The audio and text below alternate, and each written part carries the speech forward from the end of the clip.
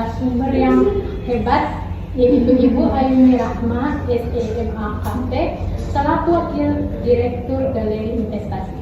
Halo Kaluna. Selamat sore Ibu. Sore. Apa kabar, Ibu? Alhamdulillah baik. Kaluna gimana kabarnya? Alhamdulillah baik. Alhamdulillah.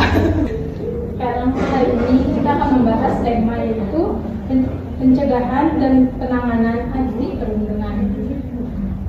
Dari zaman dahulu sampai sekarang banyak kasus ya Bu ya tentang perundungan. Perundungan. Iya, perundungan. Oh ya Ibu. Saya yang jadi ini yang grogi.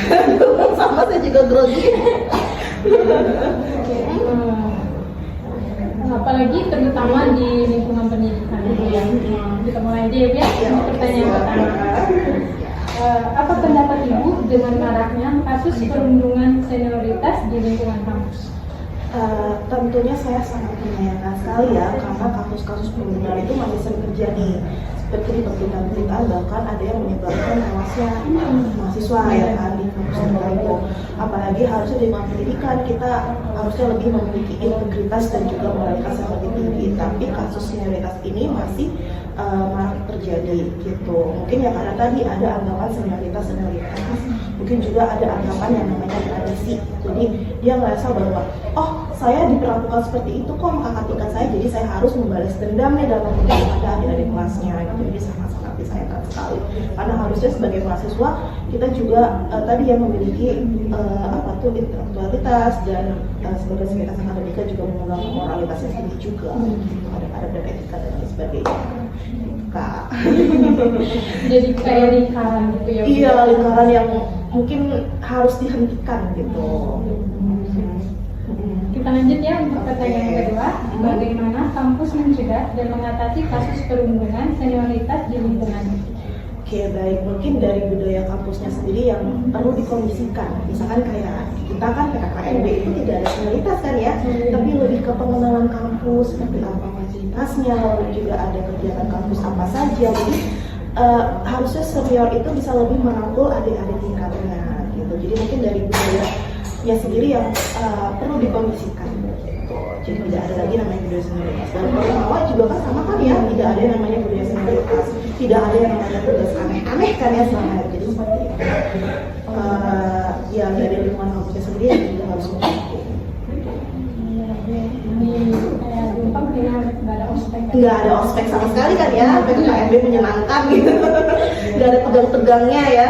Kalian juga kan di galeri sini kan dengan kakak tingkat semua berbaur kan ya, dari yang senioritas seperti itu. Lanjut ya Bu ya. Oke, silakan. Bagaimana orang terdekat dan lingkungan berperan penting membantu mencegah terjadinya perundungan? Tentunya itu sangat penting banget. Selain kan biasanya kita pasti orang terdekat dulu ya kita ceritakan apakah ada perundungan, apakah kita mengalami perundungan juga. Dan lebih penting lagi jangan sampai ternyata kita sendiri yang menjadi perundung itu gitu. Jadi bisa saling mengingatkan. Kadang kita mungkin maksudnya bercanda, tapi mungkin ditangkapnya sebagai pembulian atau perundungan dan segala macam. Jadi kita saling mengingatkan. Dan ketika ada kejadian tertentu jangan segan-segan untuk melaporkan dan memberitahukan, karena itu tadi memang sangat-sangat membutuhkan support dari orang-orang terdekat di lingkungan untuk mencegah terjadinya perundungan tersebut. Atau mungkin saling mengingatkan bahwa ternyata yang seperti itu nggak boleh loh, karena kita nggak pernah tahu kondisi mental seseorang yang namanya seperti apa. Terutama kayak apa sih namanya orang tua ya? Iya, orang tua penting banget gitu. Karena kan pasti kita cerita sama orang tua segala macam. Tapi jangan lupa kalau misalkan memang mengalami, jangan lupa untuk memberitahukan juga kepada temannya mungkin ya. Jadi jangan sampai itu menjadi suatu tradisi diturunkan ya. Gitu. Ya apa nih? Saya dari ini ya. Lanjut ya. Oke.